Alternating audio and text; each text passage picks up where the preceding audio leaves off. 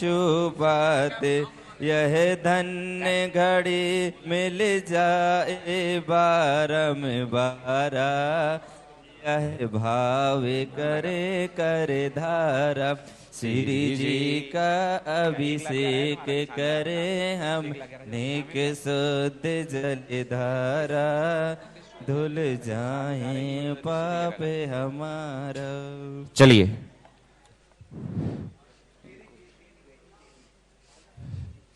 मार्जन करो, चलो ठीक है। अभिषेक कर लिया जिन्होंने अभिषेक करना था। आइए शीघ्रता से, जिन्होंने अभिषेक नहीं किया शीघ्रता से अभिषेक करे, अर्घ समर्पित करते हैं। चलिए ओम रीम। अजय भैया और करना है अभिषेक किसी के लिए? अजय भैया शीघ्रता से आ जाए अभिषेक करने वाले।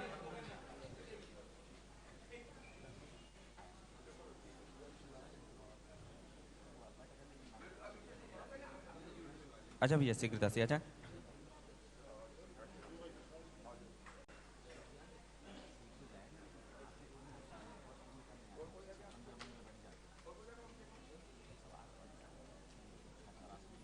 अच्छा भैया ले ले। ओम रीम हो गया भैया।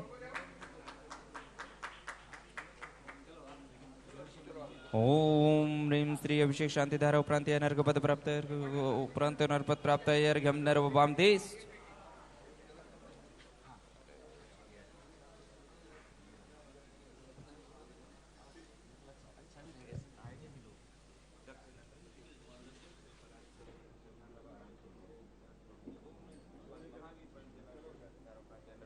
अर्घ्यम नर्ववाम देश स्वाहा। शीघ्रता से भी हमारे जगह नत्ता मोहर जन कराम में तोप में स्वच्छ जनंत तव चंद करा बदत शुद्धाम सुकैन विमिलान दंते रम्य तेज तरह जनकणा परिमार्जामि। ओम ह्रीम श्री अमूल सुकन जिनवे में परिमार्जनम करोमि।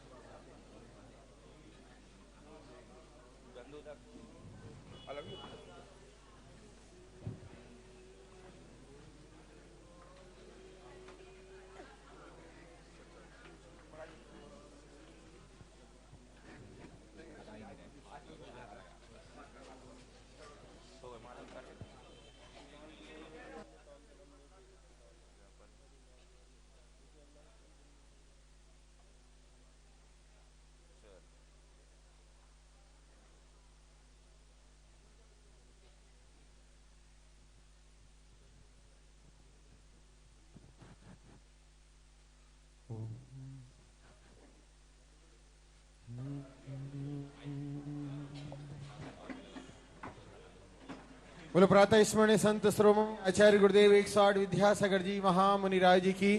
पूज्य आचार्य गुरुदेव 108 समय सागर जी महामुनिराज जी की। तीर्थ चक्रवर्ती जगत पूज्य निर्यापक श्रमण मुनिपुंगव 108 सुधा सागर जी महाराज जी की। चलिए सभी लोग शीघ्रता से नीचे पहुंचे और गुरु ने जहाँ जहाँ भी ज्योति जलाई है, काले काले बादलों में रोशनी सी छाई है। गुरु ने जहाँ जहाँ भी ज्योति जलाई है, काले काले बादलों में रोशनी सी छाई है। अखियों को खोल जरा ज्ञान के उजाले में, रखो विश्वास तू जगत रखवाले में। इतनी ही बार मैंने तुझे समझाई है, गुरु के सिवा हर चीज पराई है। गुरु ने जहाँ जहाँ भी ज्योति जलाई है, काले काले बादलों में रोशनी सी छाई है। सभी लोग अपने हाथों को जोड़ें और अपने स्थान पर विराजें शीघ्रता से। और पूज्य श्री के पावन श्री चरणों में सभी लोग हे भगवान नमोस्तु, हे भगवान नमोस्तु, हे भगवान नमोस्तु। आपकी मंगलमयी दिव्य देशना हम सब जीवों का मोक्ष मार्ग प्रशस्त करें, ऐसी भावना के साथ पूज्य श्री के पावन श्री चरणों में कोटि साह नमोस्तु भगवान, नमोस्तु भगवान, नमोस्तु भगवान। जय श्री ओम नमः शिवेभ्यः। जय श्री ओम नमः सिद्धेभ्यः। जय श्री ओम नमः सिद्धेभ्यः। सर्वमंगलमांगल्यं सर्वकल्याणकारकं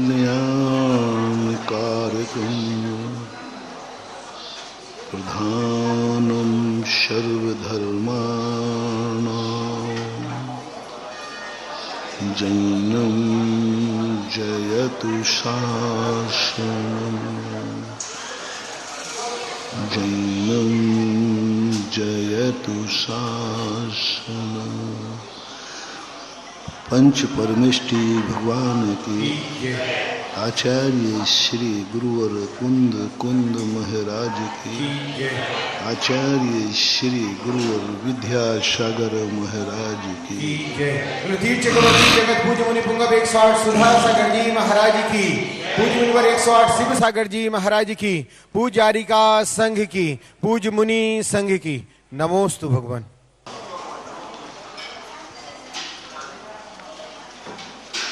अच्छी दुनिया बनाने के लिए हमें गंदी दुनिया में जाना पड़ेगा। अच्छाइयों को समझने के पहले हमें बुराइयों को समझना होगा।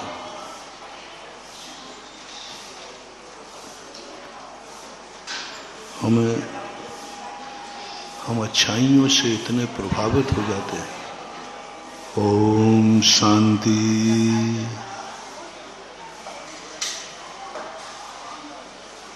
कभी कभी हम अच्छाइयों से इतने प्रभावित हो जाते हैं कि अच्छाइयों को पाने के लिए हम दौड़ लगा देते हैं, लेकिन हम अच्छाई को पा नहीं पाते। ऊंचाइयों को देख करके हमें कभी कभी मन ललच जाता है। हम ऊंचाई पर पहुंचने के लिए जैसे ही होते हैं हमारा एक कदम भी उठ नहीं पाता। अच्छाइयां हमें आकर्षित करती जरूर हैं। अच्छाइयों से हम जितने आकर्षित होते हैं उतना वो अच्छाइयां पाना उतना सरल नहीं होता। ऐसे ही कठिन है जैसे कोई व्यक्ति आकाश को छूना चाहता है लेकिन वो 1 फीट भी ऊपर नहीं उठ पा रहा। कोई भी व्यक्ति है, शक्तियां हैं। अच्छाइयों में यही तो आकर्षण है कि जब भी कोई अच्छी वस्तु देखता है उसे पाने का मन ललच जाता है। लेकिन जिस वस्तु को पाने का मन हो रहा है, जितनी जल्दी तुमने उसको पाने का मन बना लिया उतने जल्दी तुम पा जाओगे, ये मत सोचना। क्योंकि अच्छी वस्तुओं में सबसे बड़ी कमी रहती है कि व्यक्ति को जल्दी आकर्षित कर लेती है, चाहे वो धर्म हो अथवा धन हो। धर्म भी, धर्मात्मा जीव बहुत जल्दी आकर्षित होता है धर्म से, क्योंकि धर्म की विशेषता ही है कि आकर्षित करना। जैसे अपन लोग जितने ज्यादा भगवान से आकर्षित हैं तो क्या उतने जल्दी अपन भगवान को पा लेंगे? अच्छी वस्तु है, मैं इसे भगवान के कहते हैं, हे भगवान आप में एक दुर्गुण है। क्या दुर्गुण है?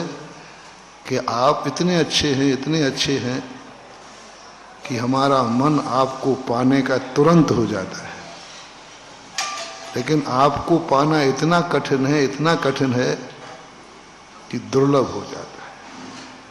आकर्षित किया अपन को, 2 मिनट लगे, भगवान को देखा और मन मचल गया, लेकिन भगवान को पाना बहुत कठिन होता है। पा ही नहीं पाते, जन्म जन्म हो गए, जन्म जन्म से हम भगवान से आकर्षित हो रहे हैं, लेकिन ना भगवान को पा रहे हैं, ना भगवान बन रहे हैं। इसलिए नीतिकारों ने कहा, जो वस्तु तुम्हें अच्छी लग रही है उसे पाने के लिए कोई जरूरी नहीं कि तुम्हें अच्छाई की तरफ बढ़ना पड़ेगा। तुम्हें महाराज अच्छे लग रहे हैं तो जरूरी नहीं कि तुम्हें महाराज की तरफ बढ़ना होगा। तुम्हें पुण्य अच्छा लग रहा है तो जरूरी नहीं कि तुम्हें पुण्य ही करना पड़ेगा। क्योंकि और ऐसे ही धन है, धन दौलत भी हमें अच्छा लगता है आप लोग को, लेकिन धन देखकर मन ललचता है, लेकिन धन को पाना टेढ़ी खीर। कोई भी चीज हो, चाहे वो पापी भी पाप से आकर्षित होता है। एक चोर धन से आकर्षित होता है, लेकिन चोरी करना कितना कठिन है, जान हथेली पर रखना पड़ती है। रावण सीता से आकर्षित हुआ, कितनी देर लगी थी? सीता को उठाने नहीं गया था रावण, वो तो उसका नाश करने गया था सब कुछ, क्योंकि उसका बहनों खरदूषण मारा गया था। तो शूर्पणखा के बहकावे में आकर के अपने बहनोई का नाश करने के लिए, युद्ध करने के लिए गया था। लेकिन जैसे ही विदेही को देखा, आकर्षित हो गए। आकर्षित होने में 1 मिनट लगा, लेकिन उस सीता को पाने में मरना पड़ा सब कुछ मिटना पड़ा। ऐसा ही परमार्थ भी यही है, संसार भी यही है। जो जो वस्तुएं हमें अच्छी लगती हैं उन सबको पाना इतना सरल नहीं है, इतना बहुत कठिन है, दुर्लभ तम दुर्लभ है। बोधि दुर्लभ भावना के अंतर्गत उन्होंने सब अच्छी वस्तुओं को दुर्लभ कहा। इसके लिए हमें कुछ और करना पड़ेगा। हमें अच्छाइयों को पाने के पहले हमें बुराइयों को समझना होगा। अच्छे स्थान पर जाने के लिए हमें एक बार गंदे स्थान पर जाना होगा, क्योंकि अच्छाई की जितनी भी अच्छाइयां हैं एक किसी बुराई के नींव पर खड़ी होती हैं। जितनी अच्छी वस्तुएं हैं उसकी जड़ कहीं ना कहीं कोई बुराई से निकलती है। कमल का फूल बहुत अच्छा होता है, शुभ होता है, शगुन होता है, लेकिन उसकी उत्पत्ति कीचड़ से होती है। हमें कमल चाहिए है तो कीचड़ में जाना पड़ेगा, कीचड़ में उतरना पड़ेगा, कीचड़ को समझना पड़ेगा, कीचड़ में गंदा भी होना पड़ेगा यदि कमल चाहिए है तो। क्योंकि पानी के ऊपर कमल पैदा नहीं होते, लेकिन कमल फूलते पानी के ऊपर ही है।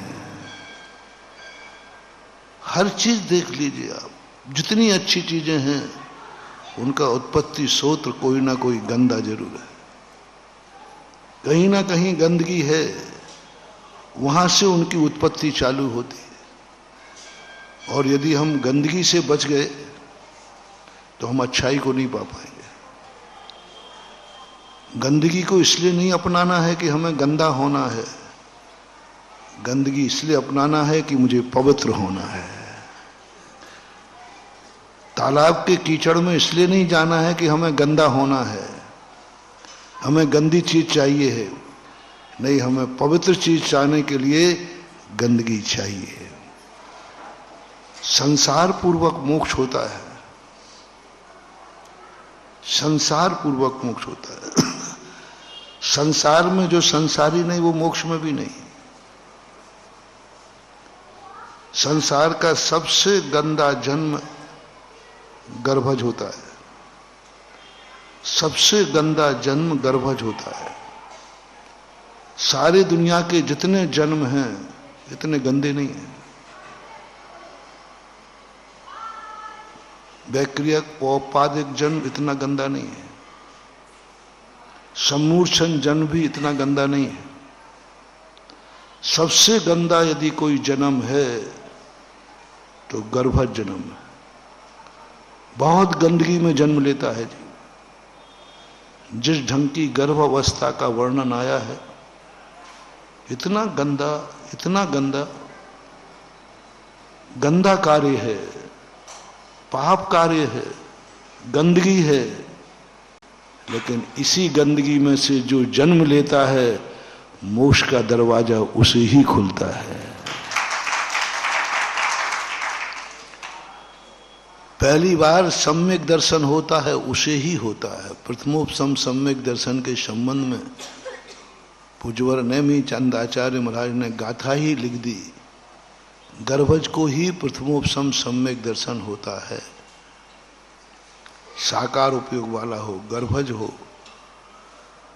क्यों? वो तो गंदा जन्म है। तीर्थंकर जैसी महान आत्माओं को भी इतने बढ़िया पवित्र जन्म के साथ सर्वार सिद्धि में रह रहे थे, उनको वहीं से मोक्ष हो जाता? नहीं, तुम्हारी मोक्ष की उत्पत्ति नहीं होगी, क्योंकि तुम्हें गंदे स्थान पर जाना ही पड़ेगा। तीर्थंकर जैसी आत्मा को भी उसी गंदे स्थान में, गंदगी में जन्मना पड़ा। गंदगी में जन्मना पड़ा। और जब गंदगी में जन्मेगा तभी व्यक्ति वो केवल ज्ञान प्राप्त करेगा, चाहे तीर्थंकर क्यों ना हो। इस गंदगी में जन्म लेने के लिए लगभग 7 राजू नीचे आए। सर्वार सिद्धि से मोक्ष यूं पास में ही था, वहीं के वहीं चले जाते, नहीं जा सकते। प्रकृति का नियम है। बस एक कला सीखना है। ये तो गंदगी की चर्चा मैंने कर दी। गंदगी को बुरा मत कहना। गंदे कार्य भी बुरे नहीं हैं। गंदे पर विचार करना, गंदगी को पढ़ना बुरा नहीं है। जीवन में गंदगी आ जाए तो बुरा नहीं है। थोड़ा उल्टा बोल रहा हूं, सावधानी समझना है। गुस्सा आ जाए तो कोई बुरा नहीं है, क्रोध भी सही है। क्रोध के बिना क्षमा की परीक्षा नहीं होगी। बस थोड़ी सी कला सीखना है, उस गंदगी को खाद बनाना है। बस एक गंदगी होती है, और खाद भी गंदा होता है कि अच्छा होता है? गंदा ही होता है। बस खाद बना लेना। जितनी भी अपनी जिंदगी में गंदगी आए, कुछ गंदगी से डरो मत। क्रोध से, मान से, माया से, लोभ से, अशुभ कर्म से, पापों से, व्यसनों से, जितने प्रकार की गंदगियां हैं, शराब से, जुआ से, मांस से, अभक्ष से, जो भी जितना अपने साथ में गंदगी लिखी है, उस गंदगी से डरने की कोई जरूरत नहीं। उस गंदगी को इकट्ठा करो, सारा डिस्पोजल इकट्ठा करो और इकट्ठा करो। जितनी गंदी नालियां जाती हैं ना, तुम्हारे लिए गंदगी है। तुम्हारे घर के बाहर से नाली निकलती, कितनी गंदी, बेकार बेकार। थोड़ा शहर के बाहर देखो, इसी गंदगी के ऊपर लठमार होती है। मैं एक बार जयपुर के बाहर विहार कर रहा था, श्री पदमपुरा जी जा रहा था। रास्ते में एक नाला पड़ा, बहुत गंदा नाला था, बहुत गंदा। दूर से उसकी बहुत गंदी स्मेल आ रही थी। मैंने कहाँ से यहाँ लाए? अरे महाराज जी, ये नाला बहुत कीमती है। अरे मैंने कहा इतना गंदा नाला? बोले इस नाले के ऊपर कोर्ट केस होते हैं, सिर फूटते हैं। हर साल 2-4 लोगों की सिर फूटते हैं, जाने तक चली गई इस नाले के ऊपर। मैंने कहा इस गंदगी के ऊपर? सारा शहर जिसे गंदगी मान के फेंक रहा है, उसी गंदगी पर लोग एक दूसरे के प्राण ले रहे हैं। वो इतना गंदा पानी इतना अच्छा है, इतना गंदा पानी इतना अच्छा है, और उस पानी जो खेतों में जाता है वहां पर सब्जियां बहुत अच्छी होती हैं। मन की सब्जियां इस गंद, महाराज जी यही है, आपके चौके में भी यहीं से जाती है। मन शुद्धि, वचन शुद्धि, काय शुद्धि, आहार जल। तो मुझे बड़ी गिलानी आई, मैंने कहा ये गंदगी। बोले महाराज जी आप पानी को लड़ते हो और उसको खेतों तक ले जाते हैं। ओहो, अच्छाइयों में ताकत है, गंदगी में ताकत।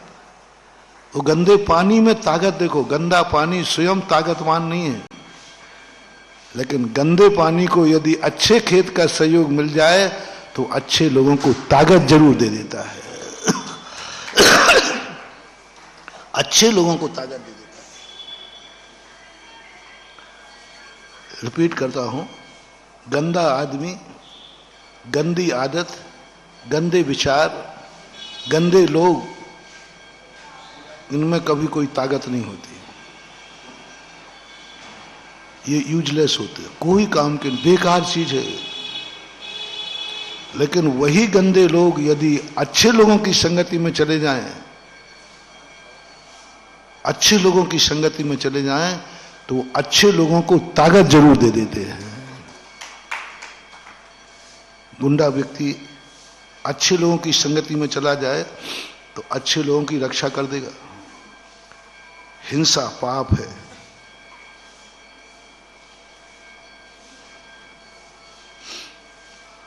लेकिन एक हिंसा पाप है।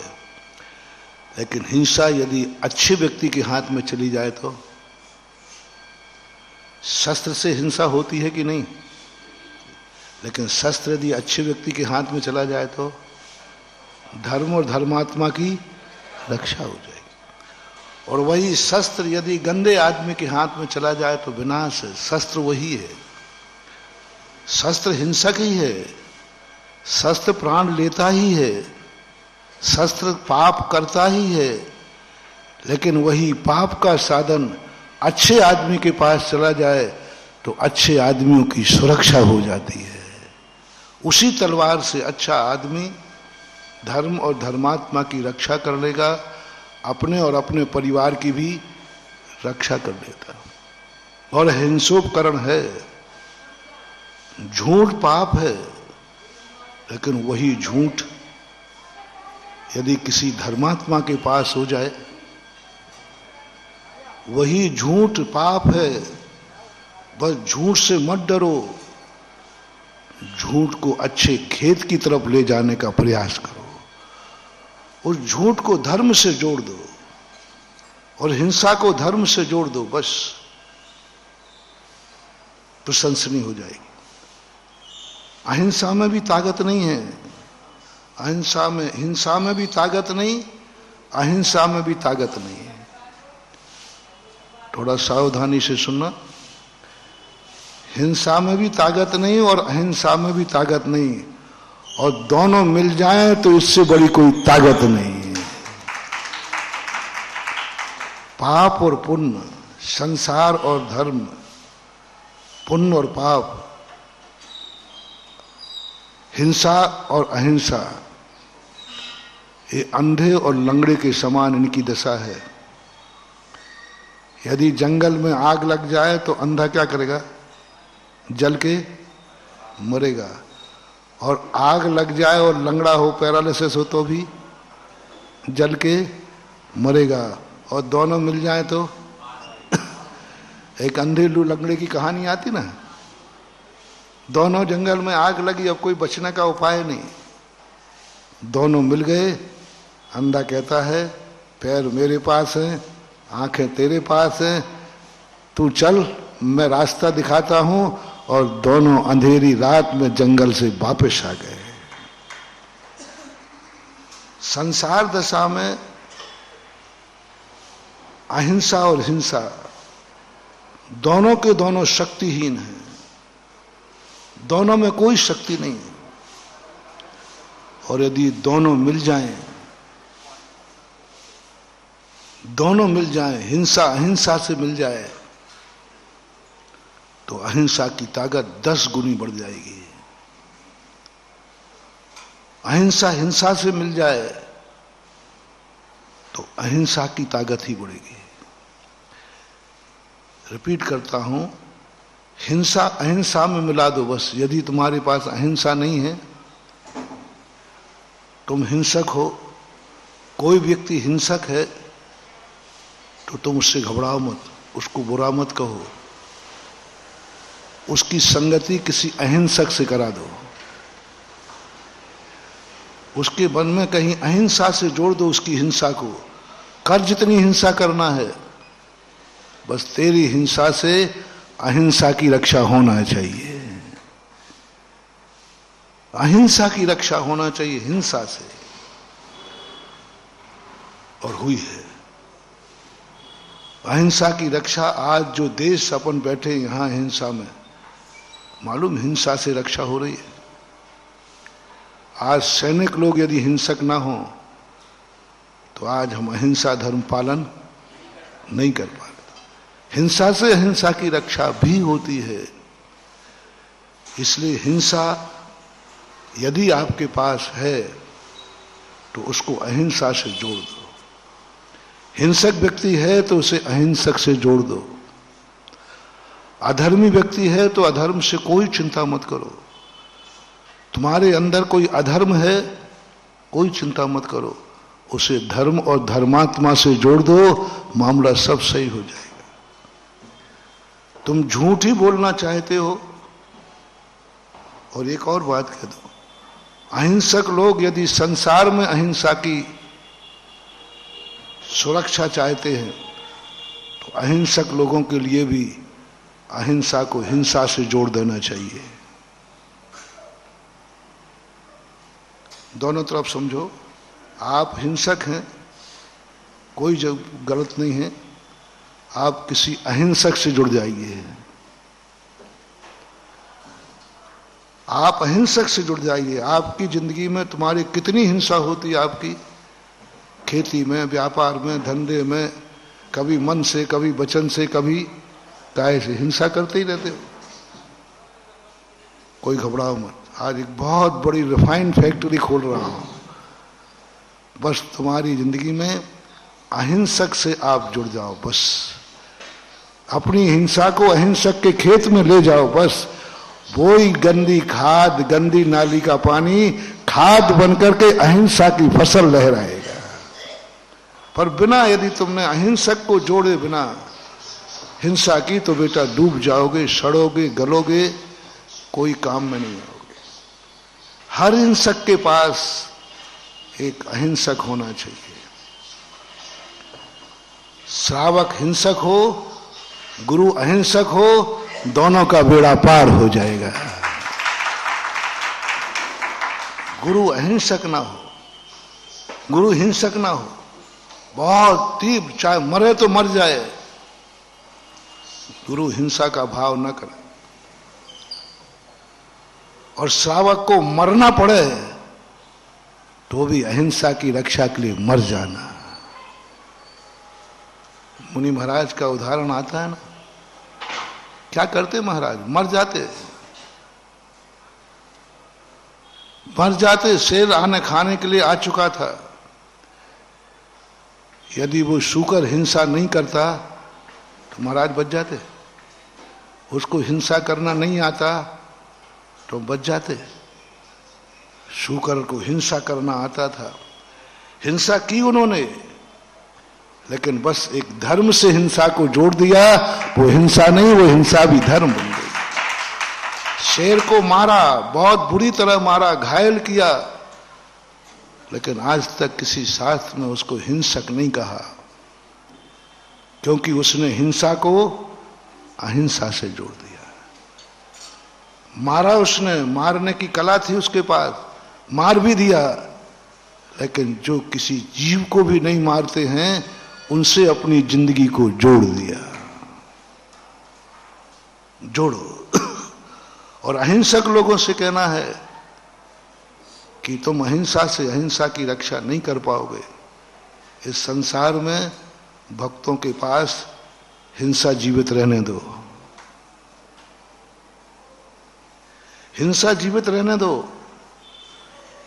यदि हमने सबको अहिंसा का उपदेश दे दिया तो अहिंसा नहीं बचेगी, क्योंकि अकेली अहिंसा में कोई ताकत नहीं है।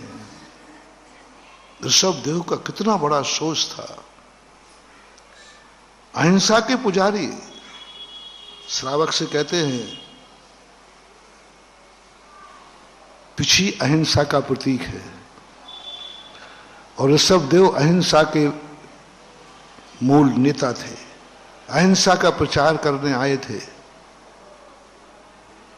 फिर उन्होंने हिंसा का उपकरण क्यों दिया? तलवार। अहिंसक कहता है हिंसा सीखो। मुनि महाराज को चाहिए है, तुम्हें मुनि राज की रक्षा करना है, पिछी की रक्षा करना है, तो एक बर को तलवार चलाना आना चाहिए, एक बर को पिछी लगाना आना चाहिए। एक बार तलवार चलाना न सीखे, तलवार को छूना भी न सीखे, और एक वर्ग बोलो ना तलवार चलाने में पारंगत हो, वही सीख रहा है। बस गड़बड़ कहाँ कर रहे हैं आप? तलवार अलग चल रही है, पिछी अलग चल रही है, दोनों मिट जाएंगे। तलवार को पिछी से जोड़ दो, पिछी को तलवार जोड़ दो, पिछी भी चलने दो, तलवार भी चलने दो, अंधा और लंगड़े का बेड़ा पार हो जाएगा, धर्म जीवित रह जाएगा। पिछी भी चलने दो, पिछी को तलवार मत बनने देना। जिसके हाथ में पिछी आ जाए वो मन से, वचन से, काय से कभी तलवार चलाने का भाव भी मरे तो मर जाए। लेकिन इस अहिंसा को, ऐसा अहिंसा का नियम लेते ही इस अहिंसा को किसी अहिंसक के हवाले कर देना, इसकी सुरक्षा हिंसा के हवाले कर देना, इसका अस्तित्व हिंसा के हवाले कर देना। क्योंकि तुम अहिंसा के मार्ग पर चले हो, अहिंसा को जीवित रखना चाहते हो, तो हिंसा को भी जीवित रखो, जीवित रखना पड़ेगा। इसलिए अहिंसक लोग हिंसा की बुराई ना करें, और हिंसक लोग अहिंसा से दूर नहीं रखें। बस जैसे बने तैसे इन दोनों को मिला दो, कमल खिल जाएंगे जिंदगी में। गृहस्थ, इसलिए कहा गृहस्थ और मुनि का जोड़ा। सोमदेव ने लिखा है नीतिकार में कि साधु सज्जन और दुर्जन ये दोनों के दोनों संसार में चाहिए। संसार में सीधे हाथों से घी निकलने वाला, सीधी उंगली से घी निकलने वाला नहीं है, दुर्जन भी चाहिए। 72 कलाओं में पाप कलाएं सिखा रहे, समझ में नहीं आता ऋषभदेव। 72 कलाओं में पाप कला सिखा रहे, चोरी कला सिखा रहे, जुआ खेलना सिखा रहे, शिकार करना, पता नहीं क्या क्या सिखाया उन्होंने, पंजर बनाना सिखा रहे, कितनी कलाएं उन्होंने दी। और वे धर्मात्मा थे। जब विहंगम दृष्टि से इस पर चिंतन करते हैं तो समझ में आया कि ये इतनी गंदी चीज, हिंसा तो पाप है, बस उसको खाद बनाना हमें आना चाहिए। सम्यक दृष्टि ना गंदगी को हटाता है, ना गंदगी से घृणा करता है, और ना अच्छाइयों से ज्यादा प्यार करता है। बस दोनों को मिला देता है तो वह गंदगी खाद बन जाए और फसल में अच्छाई में ताकत आ जाएगी। हिंसा यदि धर्म से जुड़ी हुई है, हिंसा यदि धर्म के लिए है, तो हिंसा बुरी नहीं है। राजा को राजनीतिक होना चाहिए, राजनीति गंदी नहीं है। राजनीति गंदी नहीं है, बस किसी धर्म नीति से जुड़ा रहना चाहिए। राज करना गंदा नहीं है, राज वैभव गंदा नहीं है, बस कोई धर्म गुरु तुम्हारा होना चाहिए। बस बिना धर्म गुरु के राजा जो है नियम से दुर्गति का पात्र होता है। खूब राज्य करो, खूब राजनीति करो, तुम्हारा जुड़ाव किसी धर्म गुरु से है क्या? जिस राजा का धर्म गुरु है वह राजा राज्य भी करेगा, राजनीति भी करेगा, लेकिन कभी उसकी दुर्गति नहीं होगी, क्योंकि राजनीति किससे जुड़ गई? गुरु से। गुरु की आज्ञा में करे। और गुरुओं को भी धर्म की यदि अपनी जिंदगी के बाद सुरक्षा चाहिए है तो गुरुओं को भी राजा चाहिए, गुरुओं को भी राजा चाहिए। जिस धर्म के पास, जिन गुरुओं के पास कोई राजा नहीं हो पाता है, वे गुरु अपने धर्म का नाश कर देते, स्वयं मिट जाते। बौद्ध ने कहा है, बौद्ध ने अपने भिक्षुओं को कहा है, जैन दर्शन में भी, तुम भली महाराज बन गए हो, कोई राजा तुम्हारा भक्त है क्या? कोई राजा तुम्हारे पास है क्या? कोई राजा को आशीर्वाद दिया है क्या? कोई राजा तुम्हारा भक्त है क्या? तो जाओ, तुम्हारा धर्म सुरक्षित रहेगा, अन्यथा मिट जाएगा। बौद्धों ने क्या किया? बौद्धों ने सबसे बड़ी रणनीति अपनाई, राजाओं को अपने पक्ष में कर लिया। सारे राजा बौद्धों के पक्ष में चले गए, उनके धर्म की तू बोल गई। राजा शरणक बौद्ध के पक्ष में चला गया, तू बोल गई। इसलिए जितने महाराजा लोग होते हैं, इनको राजा चाहिए। साधुओं को, धर्म गुरुओं को राजा से जुड़े रहना चाहिए, राजा से जुड़े रहना चाहिए। महावीर स्वामी ने खुद कहा कि श्रावक प्रजा नाराज हो जाए तो हो जाए, राजा को कभी नाराज नहीं करना, क्योंकि राजा ही धर्म गुरु की रक्षा करेगा। इसलिए भगवान तक जब समूषण में राजा बोलता है, आता है ना, तो वो भी प्रोटोकॉल तोड़ करके बोल पड़ते हैं। राजा खाली ना चला जाए, राजा नाराज नहीं हो जाए, राजा से बना के चलो। किससे कह रहा हूं? महाराज से कह रहा हूं। हम तो साधु बन गए हैं, हमें राजपाट से क्या? हाँ, तुम्हें राजपाट से मतलब नहीं है, लेकिन राजा को जिंदा रखना, क्योंकि जब संकट आएगा तुम अपने आप को नहीं बचा पाओगे, राजा ही तुम्हें बचाएगा, राजा ही बचाएगा। जिस धर्म के पास, जिस धर्म गुरुओं के पास राजा पक्ष में है, उसका धर्म कभी नाश नहीं हो सकता। और कितना भी सत्य हो, कितनी भी तपस्या हो, राजा जिसके पास नहीं है उसको नष्ट होने से कोई रोक नहीं सकता। राजा विपक्ष में हो गया। राजस्थान में खंडेला के पास मुनियों का, साधु संतों का कत्लेआम कर दिया। वही राजा पक्ष में हो गया तो आज भारत में खंडेलवाल जाति की स्थापना हो गई।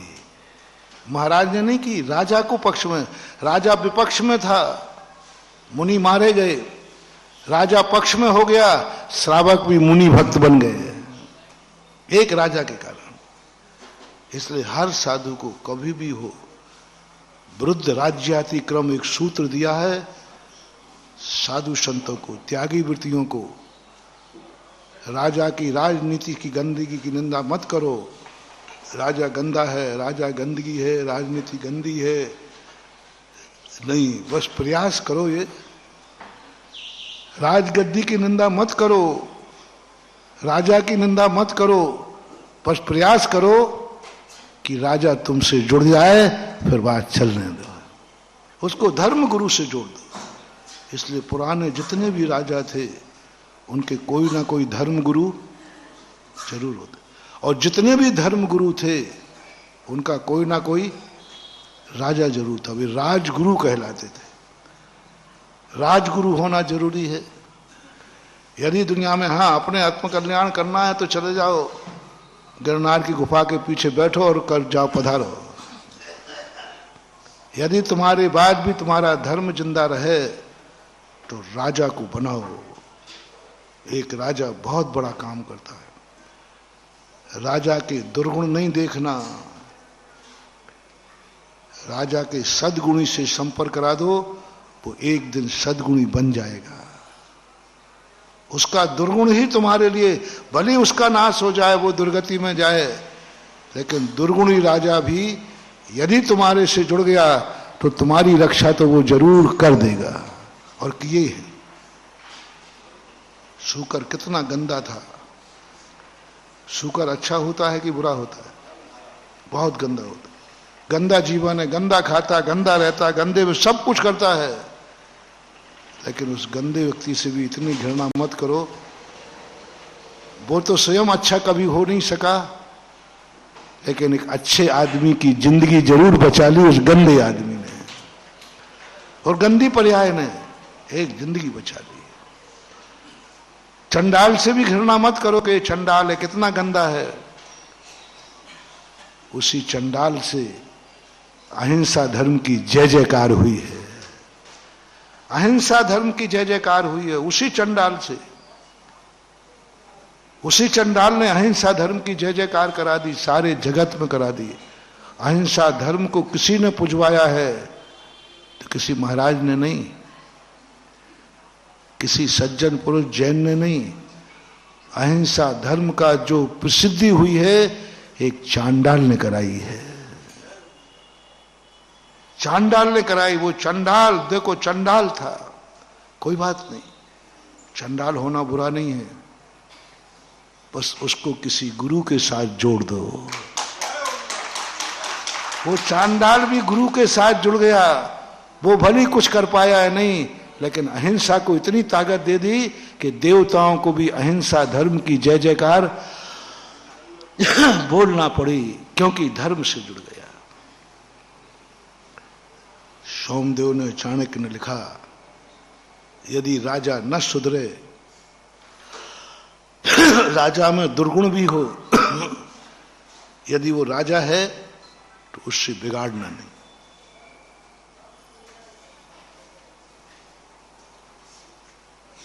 उपेक्षा नहीं करना। उसके दुर्गुणों पे मत जाओ, उसके अधिकार पे जाओ। उसके दुर्गुणों पे मत जाओ, उसके अधिकार पे जाओ। कई बार हम लोगों को मांसाहारी नेताओं को आशीर्वाद देना पड़ता है। कई लोग हम लोगों के पास आके कहते, महाराज जी आप किससे बात कर रहे थे, किसको आशीर्वाद दे रहे थे, आप पीछे भी लगा रहे थे, मालूम आपको? वो मांसाहारी है, वो शराबी है। मैंने कही, महाराज जी आपको मालूम? मैंने कही मुझे भी मालूम है, मुझे भी मालूम है। लेकिन अब उसके दुर्गुण को देखेंगे तो तुम विहार करके देख लो, तुम कोई कार्य करके देख लो। अटल बिहारी वाजपेयी जी मांसाहारी थे कि नहीं? आचार्य को आशीर्वाद दिया कि नहीं? जी आचार्य ने दिया कि नहीं? क्या आचार्य को मालूम नहीं था? बोलो ना, मालूम था, मालूम था, अनभिज्ञ नहीं है, लेकिन फिर भी आशीर्वाद देना पड़ा। देना चाहिए, क्योंकि वो राजा है। हर धर्मात्मा को, हर महाराज को धर्म की रक्षा के लिए राजा चाहिए। राजा की नीतियों को देखोगे तो बहुत मुश्किल हो जाएगा, बहुत मुश्किल हो जाएगा। राजस्थान के भैरव सिंह शेखावत मुख्यमंत्री थे, पेवर शुद्ध मांसाहारी थे। हमसे भी उन्होंने कहा, महाराज जी मैं मांसाहारी हूं। मैंने कहा भाई मैं समर्थन तो नहीं करूंगा, लेकिन महाराज आप मेरे से घृणा भी तो नहीं करोगे? मैंने कहा नहीं, घृणा नहीं करूंगा, लेकिन मैं मांस का समर्थन नहीं करूंगा। जैन दर्शन पाप से घृणा करता है, पापी से नहीं करता है।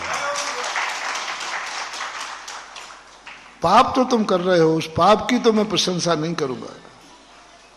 वो पाप तो गंदा था, गंदा है और गंदा रहेगा। तो महाराज पर हमसे उन्होंने पहले ही कह दिया था, महाराज जी मैं ऐसा हूं कहीं आप घृणा करने लग जाओ तो बाद में पता चले तो बाद में तुम फटकारो छी गंदा आदमी है। मैंने कहा नहीं, घृणा नहीं करूंगा। आज उसी की देन है कि भारत का सबसे महान और प्रसिद्ध ज्ञानोदय तीर्थ क्षेत्र स्थापित है।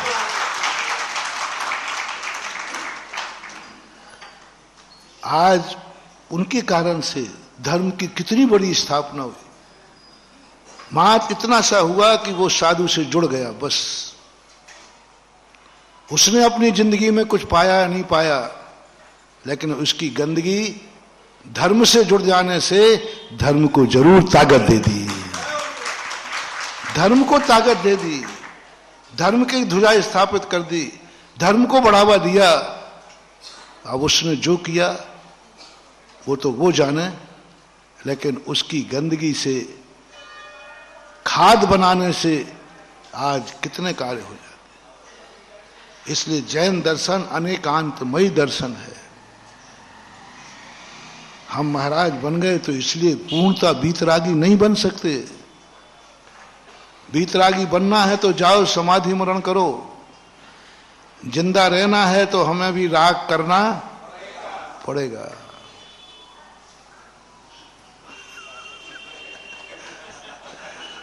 हम तो वीतरागी, हमें क्या लेना देना तुमसे। नहीं, जिन्वानी कहती है जिंदा रहना है कि ऊपर समाधि करना है। नहीं, अभी जिंदा रहना है तो थोड़ा राग करो, श्रावक को हाथ उठा के आशीर्वाद दे दो तो हो जाएगा, मामला बन जाएगा। यदि वीतरागी से रागी नहीं जुड़ेगा मर जाएगा, और रागी वीतरागी से नहीं जुड़ेगा तो भ्रष्ट होकर के पतन हो जाएगा।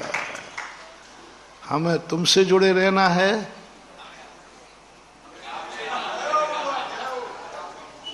अंधे लूणों की मैत्री कर लो रे।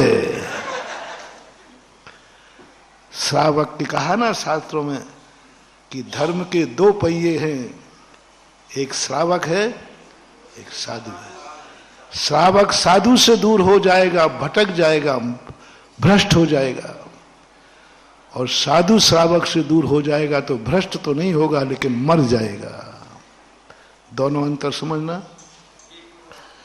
साधु श्रावक से दूर हो जाएगा तो मर जाएगा, और श्रावक साधु से दूर हो जाएगा तो भ्रष्ट हो जाएगा। और दोनों ही ठीक नहीं है, इसलिए दोनों ही अपने हाथ मिला के चलो ना। हम यदि तुम्हारी गंदगी पर विचार करें, तुम इतनी हिंसा से भोजन बनाते हो। क्या गजब का सूत्र दिया जैनाचार्यों ने। तुम किसी के आहार करने जा रहे हो, अवध ज्ञान मत लगाना। इसने भोजन कैसे बनाया, इसने व्यापार में कैसे कमाया, इसने खेती कैसे की, इस दुनिया भर के प्रपंच में तुम्हें नहीं पढ़ना है। यदि वो इतना सब नहीं करेगा तो आहार बन ही नहीं सकता। कितना आहार हम परिग्रह करते।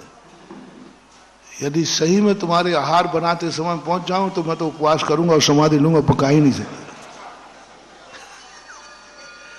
क्या क्या आड़म ताड़म तुम्हें करना पड़ते हैं, वो तो हमारे पहुंचते सब टिपटाप पड़ गए।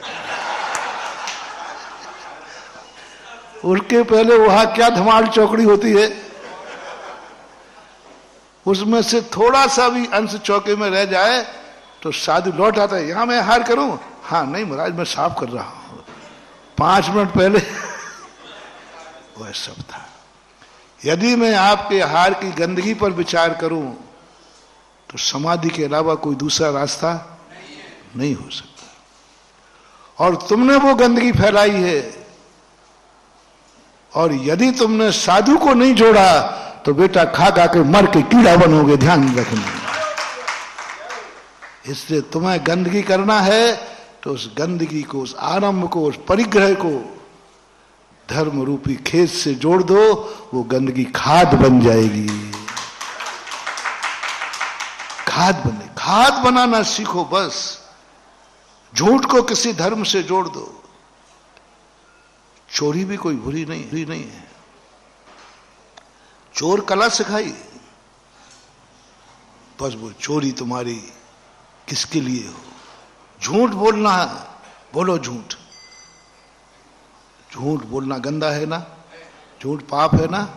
नहीं, हम एक तुम्हें कला सिखा देते, झूठ को खाद बना दो। खाद। सेठ सुदर्शन ने झूठ बोला।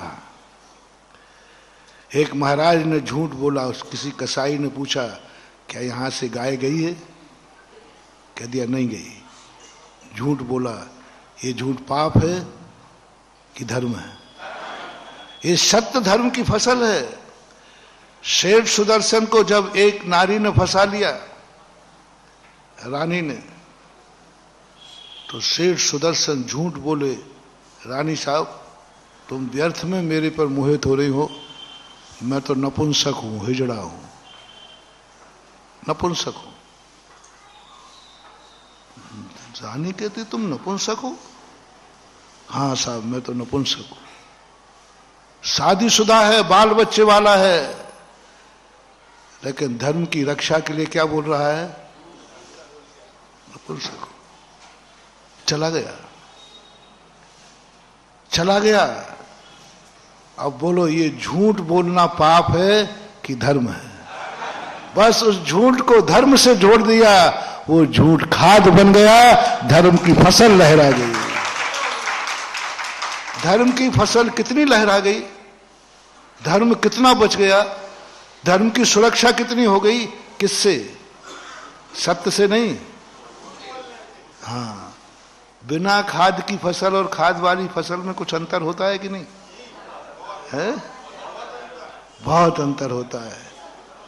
सेठ सुदर्शन ने समझा झूठ पाप है, लेकिन मैं धर्म से जोड़ दूंगा इस झूठ को, धर्म की फसल ऐसी लहराएगी कि जिंदगी बच जाएगी, नहीं तो मिट जाता, वो बर्बाद हो जाता, खत्म हो जाता।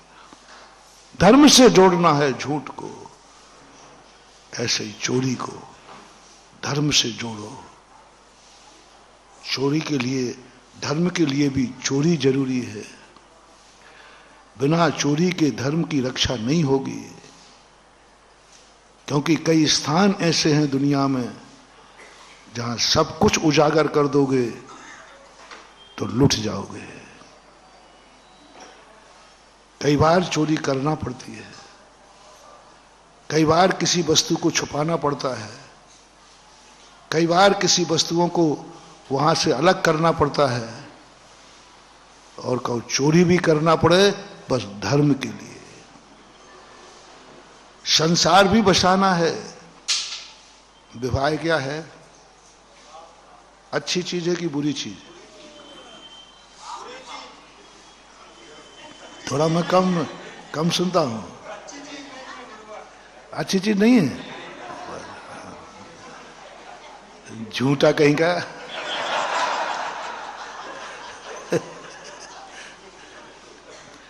कभी कभी तुम लोग साधुओं की भाषा सीख करके झूठ बोलते और मैं आशीर्वाद दे दूं कि आज से तुम्हारी तो हो गई, आज के बाद तुम्हारे वंश में किसी की शादी नहीं होगी, क्योंकि शादी बुरी है। दे दूं? अरे महाराज जी गड़बड़ मत कर देना, जो आपकी आफत है, आपने जो कह दिया वो हो ही जाएगा। नहीं कह रहा, बस मैं इतना ही कह रहा हूं, उस विवाह को, उस गृहस्थी को धर्म से जोड़ दो। बस एक नियम धर्म का ले लो, बस एक नियम धर्म का ले लो। मैंने एक बार कहा था, कई लोग आते हैं विवाह का आशीर्वाद लेते हैं, मैं कहते भैया मैं ऐसे तो नहीं दूंगा, आप धर्म से जोड़ दो कि बस महाराज मेरा एक भाव है, एक भाव मेरा है, मैं शादी इसलिए कर रहा हूं क्योंकि मुझे पंच कल्याणक में 100 धर्मेंद्र बनना है, मुझे भगवान के माता पिता बनना है। अब ये स्थिति बनाना है, इसलिए एक शब्द जोड़ दो, भली बनो या ना बनो, बन पाओ या, लेकिन एक धर्म का शब्द जोड़ दो उस गृहस्थी में। बस वो गृहस्थी तुम्हारी खाद बन जाएगी। गृहस्थी तो गृहस्थी रहेगी, गंदी तो, लेकिन धर्म सब जोड़ने से वह गंदगी खाद का रूप धारण कर लेगी और धर्म की फसल को लहरा देगी। घर में कोई सदा से इस वंश में आहार होता आया है, सदा इस वंश में भगवान का अभिषेक होता आया है, इसलिए यह वंश, बोलो धर्मात्माओं के वंश जीवित होना चाहिए या समाप्त? और वंश जीवित कब रहेगा?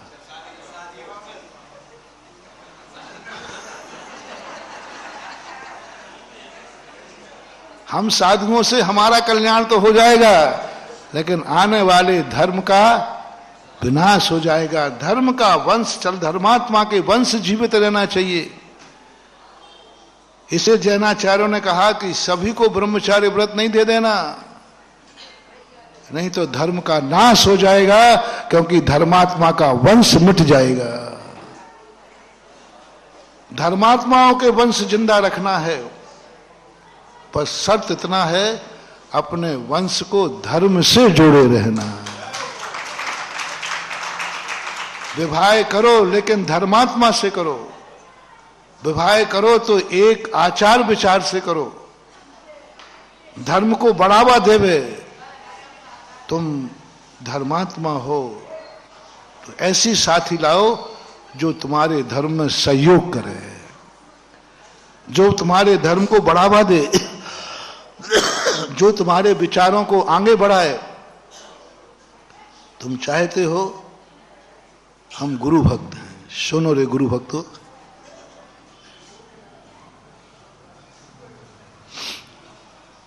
ये नहीं कहूंगा कि जितने मेरे गुरु भक्त हैं सब मेरे जैसे ही बन जाएं। यदि ये प्रस्ताव रखूं तो बहुमत से पास होगा कि सर्वसम्मति से? नहीं, भावना है मेरी कि जितने जितने लोगों ने 4 महीने मेरे प्रवचन सुने हो वे सब साधु बन जाएं।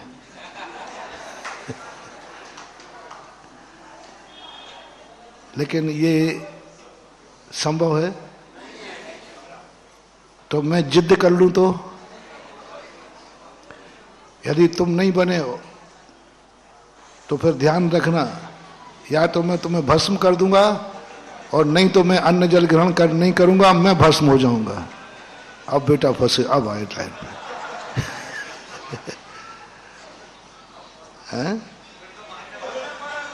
या तो बेटा तुम्हें भस्म करूंगा या मैं भस्म हो जाऊंगा। जितने लोग सब, जितने 4 महीने में जिन जिन लोगों ने मैं प्रवचन सुने, और लाइव वाले भी कान खोल के सुन लो,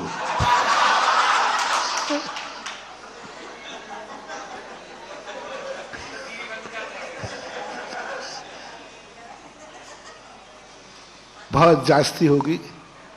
कई लोग तो कहेंगे महाराज जी अब तुम्हें भस्म करना है तो कर दो, मैं बनने वाला नहीं कहा, हम नहीं करेंगे ऐसा। हालांकि मैं बुरे कार्य के लिए नाराज नहीं हो रहा हूं। क्या बनाने के लिए नाराज हो रहा हूं? बुरे कार्य के लिए नाराज नहीं हो रहा हूं, लेकिन जिनवाणी कहा नहीं, अच्छे कार्य के लिए भी ऐसी जिद, तो फिर मैं भस्म हो जाऊं? यदि ये नियम ले लूं तो कितने बन जाएंगे?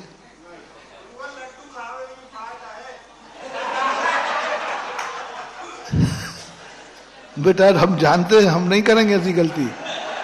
तुम यही कह दो अब बाबा जी तुमने नियम लिया तो भस्म हो तो हो, अपने तो बस की बात नहीं, हम तो जा रहे, घर जा रहे, तुम जाना, तुम्हारा काम जाना।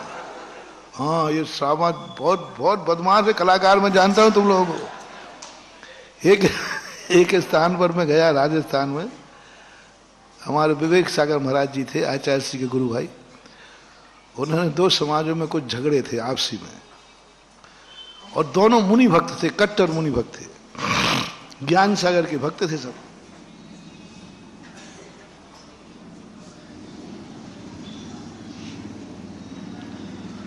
और वो सब जानते थे, और दोनों मुनि भक्त थे, दोनों आचार्य ज्ञान सागर के भक्त थे। तो इन्होंने सोचा कि हम ज्ञान सागर के चेले हैं और पूरी समाज किसके भक्त है? ज्ञान सागर के भक्त है। लेकिन 2 ग्रुप जरूर थे, वो गुरु एक ही थे दोनों के, ज्ञान सागर जी, और सब मुनि भक्त, कट्टर मुनि भक्त, लेकिन दोनों में भेद था। तो महाराज ने नियम लिया कि देखो जब तक तुम, पहले तो कहा कि देखो मैं अन्न जल का त्याग कर दूंगा, फिर थोड़ा सा उनकी शक्ति इतनी नहीं थी कि 2-4 देने दी तो उन्होंने कहा देखो मैं, तुम दोनों एक नहीं हुए तो मैं अन्न ग्रहण नहीं करूंगा। इन्होंने सोचा कि अब तो पसीज जाएंगे दूसरे। ये गांधी जी की नीति थी। मजबूरी का नाम महात्मा गांधी क्यों मालूम आपको? बस यही था कि थोड़े किसी ने नहीं मानी, अनशन लो साहब। गांधी जी और तो समझा नहीं पाते थे, डंडा थे नहीं, राजनीति कूटनीति नहीं थी। वो तो जैसे उनकी कमेटी ने नहीं माना, वो जब बैठते थे तो नेहरू सब लोग बस वो अनशन ठोक देते थे। जैसे उनने अनशन किया, सारे नेता आ जाते, बापूजी बापूजी बापूजी। तो लोगों ने रख दिया मजबूरी का नाम, क्योंकि वैसे ही सब नहीं मान रहे थे, लेकिन गांधी जी ने उपवास ठान लिया तो अब सबको मानना पड़ी। और फिर बाहर जाके लोग कहते क्यों मानना पड़ी, तो लोग कहते मजबूरी का नाम महात्मा गांधी। तो इन्होंने भी यही सोचा कि शायद हो जाएगा, लेकिन दोनों वे महाराज पूरी जिंदगी भर बिना अन्न खाए ऊपर चले गए, लेकिन पट्टा तुम। इसलिए चिंता मत करना, मैं इतना गलती नहीं करूंगा कि तुम्हें मुनि बनाने के लिए मैं भस्म हो जाऊं। क्योंकि मुझे यह भी मालूम है कि तुम कहोगे महाराज जी अब तुम्हें भस्म होना है तो हो जाओ, मेरे बस की बात नहीं है, नहीं करूंगा, मैं भी नहीं करूंगा, तुम भी नहीं करना। क्योंकि कई बार ऐसे नियम साधु ले लेता है कि श्रावक मजबूर हो जाता है। एक बार सुनाया था ना संस्मरण कि एक महाराज ने 32 उपवास किए 16 कारण के। उन्होंने नियम ले लिया कि कोई मुनि बनेगा तभी पारणा करूंगा। सबने कहा महाराज जी व्रत दे दो, प्रतिमा नहीं, मुनि बनेगा। अब मुनि बनना कोई हंसी खेल थोड़ी है, अंदर से वैराग हो। 32 दिन के बाद 2 दिन हो गए, 3 दिन हो गए, 4 दिन हो गए। अब वो कहते मुनि दीक्षा लो तब पारणा करूंगा। अभी की बात है, घटना की, जबलपुर की घटना है। अब लोगों ने कहा कि या तो महाराज मरेंगे, और महाराज मरे तो कलंक क्या हो जाएगा, सारे नगर को कलंक। महाराज को भूखा मरना पड़ा, भगवान की पारणा करना पड़ी 16 कारण के। अब सब बड़े सब परेशान।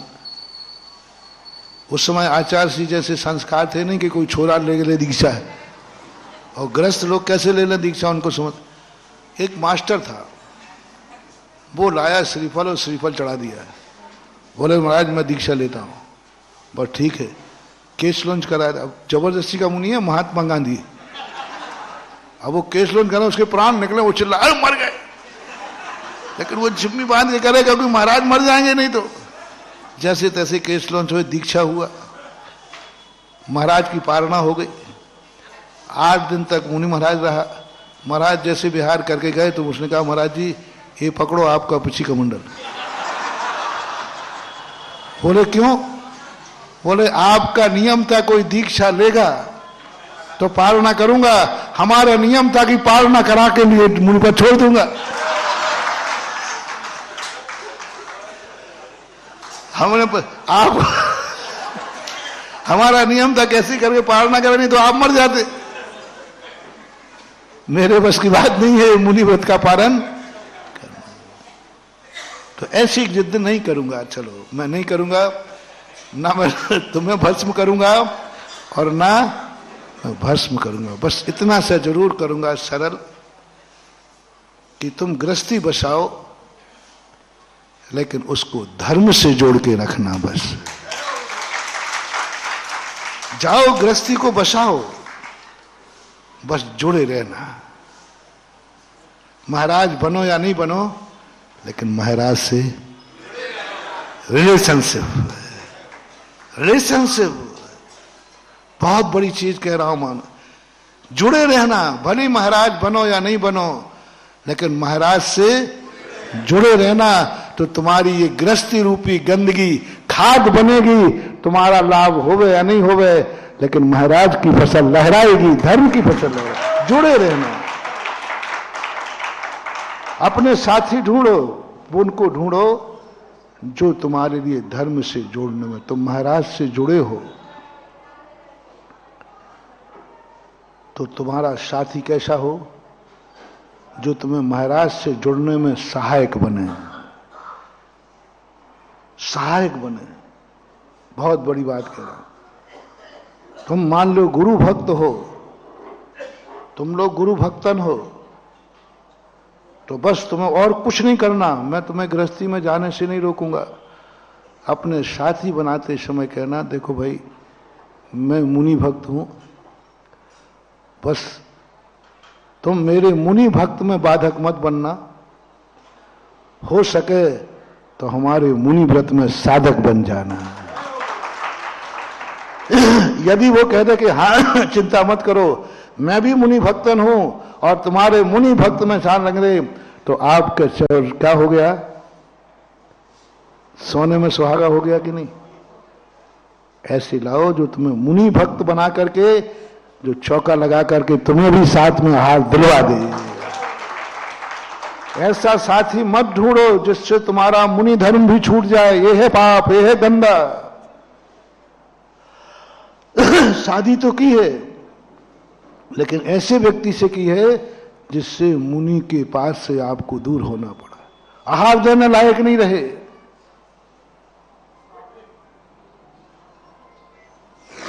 आहार देने लायक नहीं रहे। अब महाराज ने आहार लेना बंद कर दिया।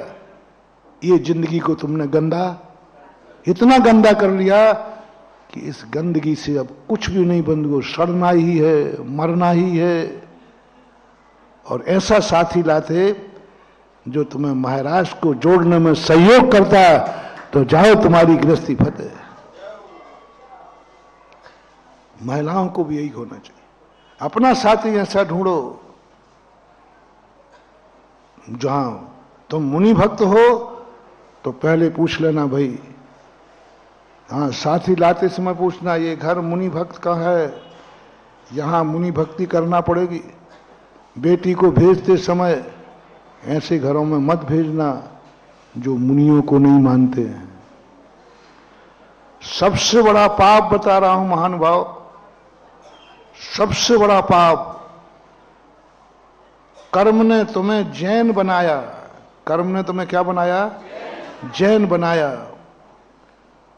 सम्यक दृष्टि कुल में जन्म दिया, देवसाद गुरु में जन्म दिया, और तुमने बेटी की शादी उस कुल में कर दी जहां जैन धर्म का नाम नहीं है।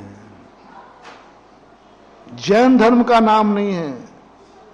ऐसा होता है कुछ जातियों में, जहां जैन धर्म का नाम ही नहीं, जैन गुरु को मानते नहीं, कुछ नहीं मानते, और आपने कर दिया। यानी आपको इतना बड़ा पाप आप किया कि बेटी सम्यक्त कुल में जन्म ली थी, सच्चे देव शायद गुरु के पास आई थी, और तुमने उसे मिथ्यात्व धर्म भेज दिया। उस कुल में मिथ्यात्व है।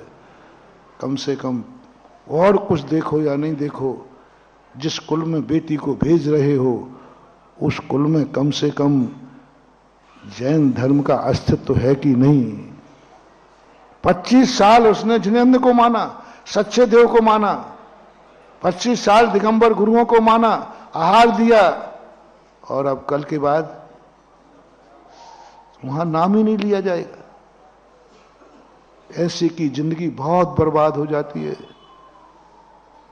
कभी नहीं करना, ऐसी गलती कभी मत करना। और यदि कन्या को मेरा कहना है बच्चे को बहू को भी लाना है तो पहले लाओ। मुनि विरोधियों की बहू घर में नहीं आना चाहिए। प्रस्ताव पास होना चाहिए कि घर बहू आएगी तो पहले कहना ना यहां मुनि भक्ति होगी, चौका लगेगा, मुनियों को नमस्कार करना पड़ेगा तो ही लाना, अन्यथा कुंवारे ले जाना। ऐसी शादी कभी नहीं करना। बेटियों को उस घर में मत भेजना। तुम मुनि भक्त हो, तुम्हारे बाप दादे मुनि भक्त हैं।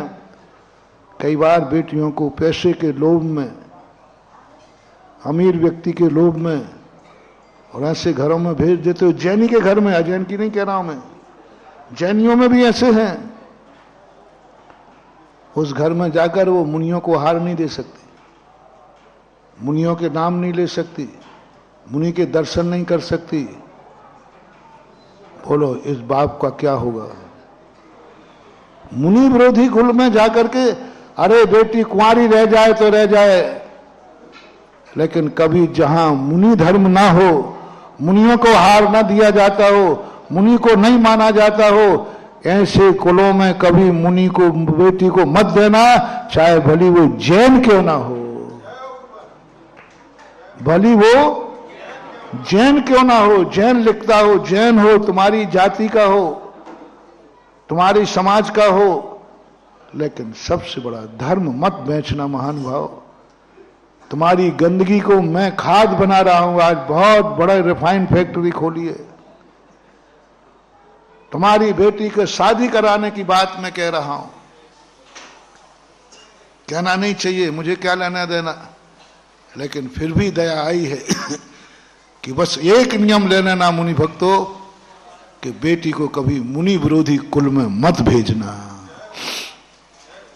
नियम करना कि नहीं इस कुल में नहीं जाएंगे, पहले पूछ लो मेरी बेटी पसंद है तुम्हें, तो वो मुनियों को आहार दान देगी, जाते ही चौका लगेगा, मुनियों की वंदना होगी, और कन्या को भी कह देना चाहिए नहीं, और यदि चली जाए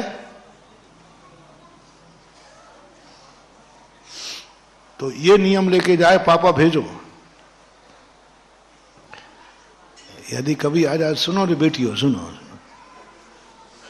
मान लो पापा करी दे तो तुम संकल्प कर लेना, यदि मैं असली मुनि भक्तन हूं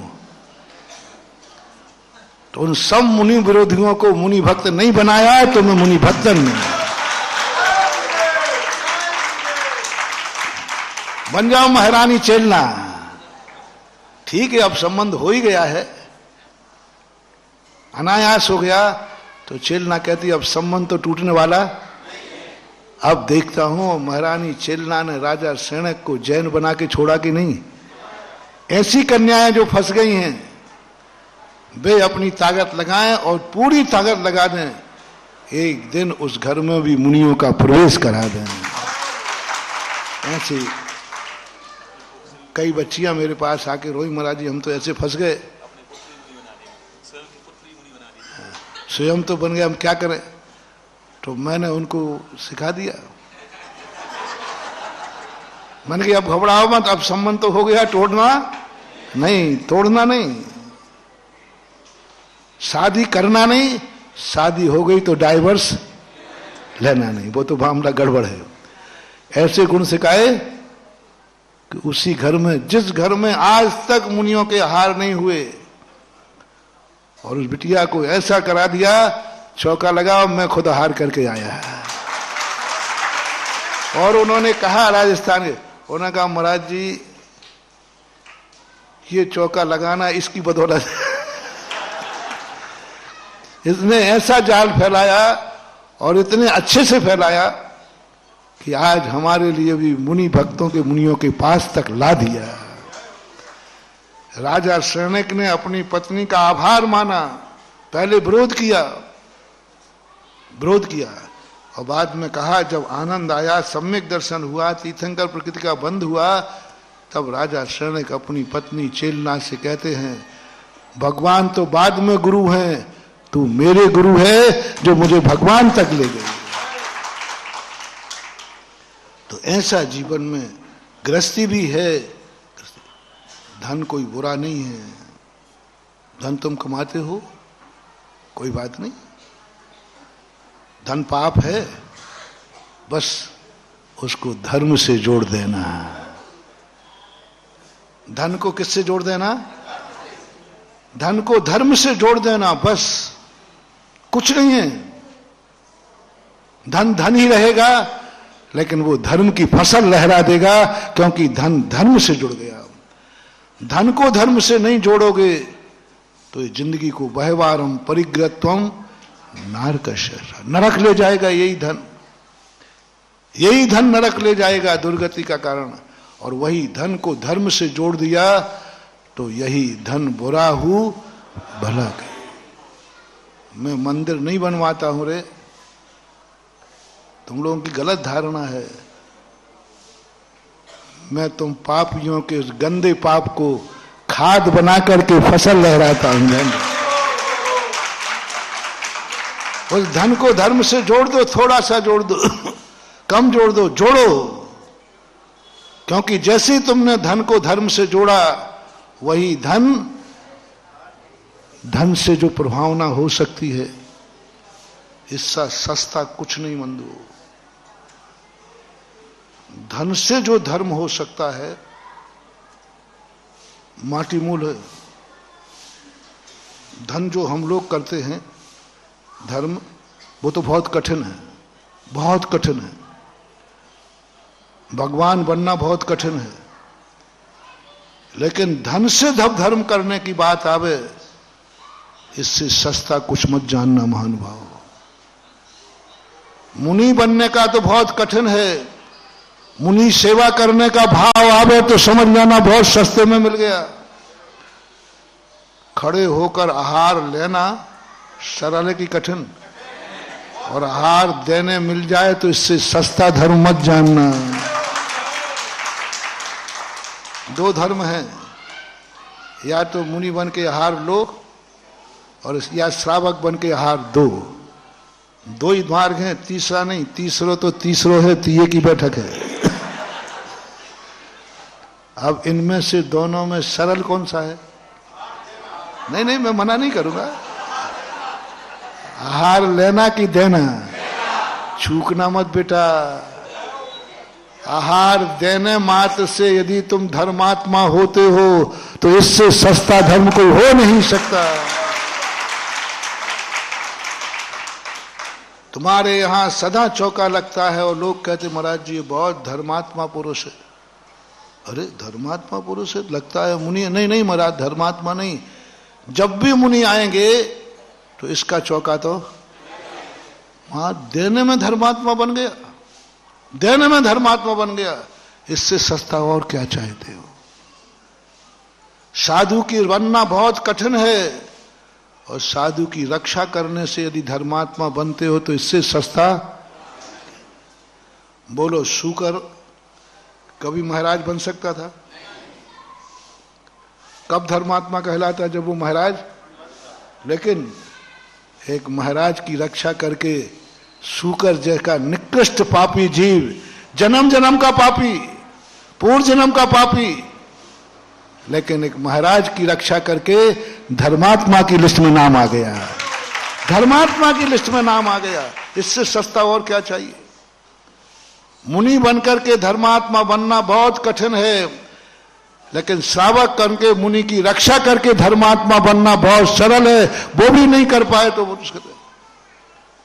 भगवान बनना बहुत कठिन है महानुभाव, लेकिन बहुत सस्ता बता रहा हूं। दो धर्मात्मा, भगवान धर्मात्मा और भक्त धर्मात्मा। यदि भगवान का अभिषेक करने में तुम धर्मात्मा बनते हो, इससे सस्ता और कुछ नहीं होगा रे, कुछ नहीं होगा। इससे सस्ता मार्केट और क्या होगा? या तो भगवान बनो, पूजा करो, या पूज्य बनो। पूज्य बनो या पूज्य बनने की हिम्मत है तो बने रहो पापी। पूज्य बनोगे नहीं तो पापी बनोगे। नहीं महाराज, कोई रास्ता निकालो। कितना सरल निकाल रहा हूं, कितना सरल, कितना सरल। एक मुट्ठी भर अर्घ में तुम धर्मात्मा बन जाओगे पूजा करने से। क्या सरल है? इससे सरल और क्या चाहिए? एक अभिषेक करने का 50 ग्राम जल ढालने से लोग कहेंगे अरे भाई धर्मात्मा जीव है, बिना अभिषेक के भोजन भी नहीं करता। इससे सस्ता और क्या धर्मात्मा बनना है? जिनवाणी कहेगी, शास्त्र कहेंगे अरे बड़ा धर्मात्मा है, बिना अभिषेक के भोजन नहीं करता है। इतना सस्ता है, इतना सस्ता धर्म है, फिर भी तुम इतने सस्ते धर्म को नहीं कर पाओ तो मैं क्या करूं? तुम्हारे सारे पाप, सारी गंदगी को, सारे अभिशापों को मैं धर्म के रूप में परिणत कर रहा हूं, बहुत सस्ते में, सस्ते में। लेकिन दुर्भाग्य है, कितने लोग हैं यहां जितना सस्ता धर्म भी, कुछ गलत तो नहीं बोल रहा हूं, इतना सस्ता धर्म भी नहीं कर पा रहे हैं, इतने सस्ते में भी धर्मात्मा नहीं बन पा रहे हैं, तो क्या करें? धर्म से जोड़ो महान भाव। कितने भी गंदे हो जाओ, कितने भी कुछ हो जाओ, बस धर्म से जुड़े रहना। और मैं भी नियम लेता हूं, मैं भी तुमसे जुड़ा रहूंगा। यदि धर्म को जीवित रखना है तो हमें भली हम कितने ऊंचे उठ जाएं, लेकिन हमें उस गेहूं को यदि अच्छी फसल लाना है तो खाद से जुड़ा रहना पड़ेगा। हम गृहस्थी को गंदा नहीं कह सकते, बस ये कला सीखना है, हम गृहस्थी को खाद बना देंगे, उसी का परिणाम है। मालूम हम आहार लेने जाते हैं, हमारी आत्मा जानती है तुम्हारी गंदगी देख करके, अरे वो तो अब हमारा जी जाना था जो कैसे ले लेते। तुम्हारे सारे काले कारनामे हमें पता है और वो तुम सब करते हो, फिर भी मैं कैसे कर लेता हूं।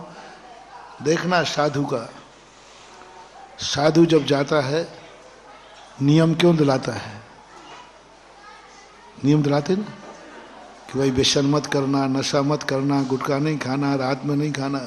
ये नियम दिलाने का और कोई मतलब नहीं है, तुम्हारी गंदगी को धर्म की खाद बनाने का नियम है कि चल एक नियम तो लिया रात्रि भोजन छोड़ दिया तो कम से कम कुछ तो धर्म से,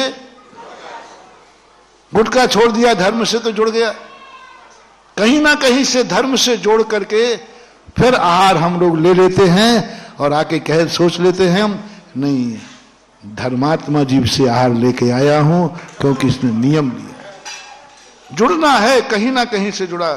जिंदगी में एक कोई ना कोई धर्म जिंदगी में पड़ा रहे, कोई ना कोई धर्म जिंदगी में पड़ा रहे जो ये कह सके कि मैं धर्म से जुड़ा हुआ हूं। ऐसा ही आपका गृहस्थी में जो मैंने विवाह की बात कही, यदि यही जिंदगी खत्म हो जाएगी तो आगे मोक्ष मार्ग नहीं चलेगा। बस इतना सा नियम लेना है। बच्चे पैदा करना अच्छी चीज है कि बुरी चीज?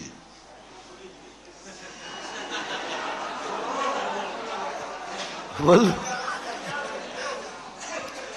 नहीं, मेरे सामने तुम यही कहो हाँ अच्छी चीज तो नहीं है। नहीं नहीं, मैं कह रहा हूं ना अच्छी चीज है, अच्छी चीज है। और मैं तो ये कहता हूं कि यदि तुम मेरे भक्त हो और जैनी हो तो कभी या तो गृहस्थी का त्याग कर देना, अन्यथा परिवार नियोजन कभी मत कराना है। वे जरूर परिवार नियोजन कराएं जो पापी हैं, क्योंकि पापियों के पापी पैदा होते हैं। तुम तो अहिंसक हो। वो कराएं परिवार नियोजन जो मांसाहारी हैं, क्योंकि वो मांसाहारी हैं, बेटा भी वो क्यों कराए? तुम क्यों कहते हो कि हम बेटा पैदा कर रहे हैं?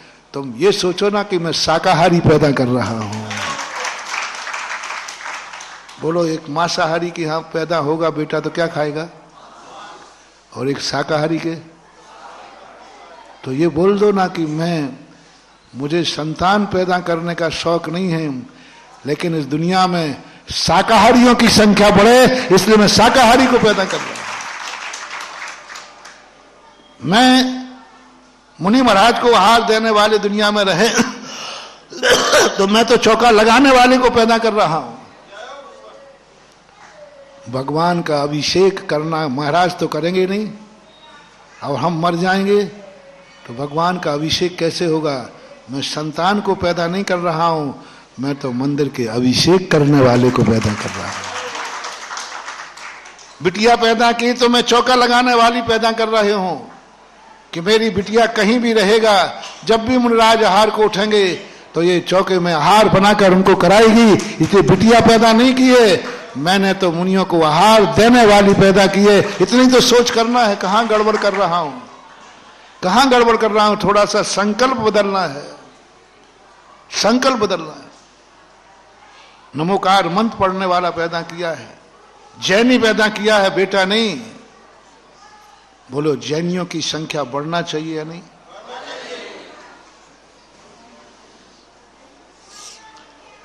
और संतान की संख्या बढ़ना चाहिए या नहीं? नहीं बढ़ना चाहिए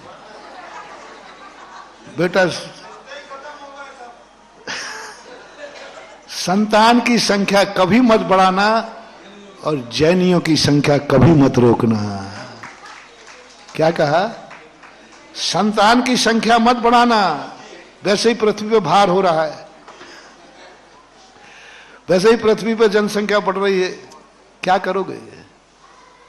संतान बढ़ाने के लिए नहीं सम्यक दृष्टि संतान बढ़ाने के लिए विवाह नहीं करता है, बच्चे पैदा नहीं करता है, जैनी बनाने के लिए। बस संकल्प कर लो मुझे बेटा नहीं चाहिए। इस कार्यक्रम के पुण्यार्जक थे श्री कंवरलाल जी महावीर प्रसाद जी, पाटनी, मदनगंज, किशनगढ़, राजस्थान।